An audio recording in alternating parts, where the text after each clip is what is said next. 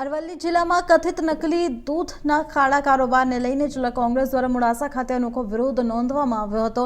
કોંગ્રેસના હોદ્દેદારો, કાર્યકરો અને પૂર્વ ધારાસભ્યની હાજરીમાં નકલી દૂધની પ્રતિકાત્મક હોળી કરવામાં આવી અને તેની પ્રદક્ષિણા કરી સરકાર અને તંત્ર વિરુદ્ધ આક્રોશ વ્યક્ત કરવામાં આવ્યો।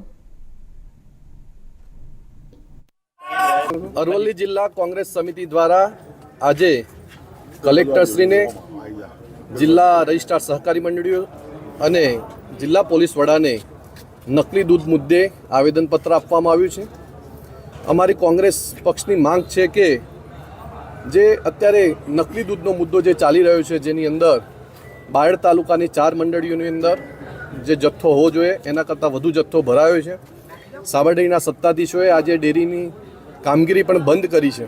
આપ સૌ જાણો છો એમ નકલી દૂધ જે બાળકોને આપવામાં આવતું હોય છે અને જે નકલી દૂધના કારણે જે લીવર, ફેફસા સહિતની મોટી બધી બીમારીઓ થતી હોય છે, ત્યારે જે અત્યારે ચર્ચાઓ જોર પકડ્યું છે એમ નકલી દૂધની અંદર યુરિયા ખાતર, mutton tallow, caustic soda, detergent powder સહિતની વસ્તુઓ ભેળવી અને જે જથ્થો દૂધનો હોય એના કરતાં ખૂબ જથ્થો મોટો કરવાનો જ્યારે એક મોટું ષડયંત્ર ચાલી રહ્યું છે ત્યારે નકલી દૂધ બંધ કરો।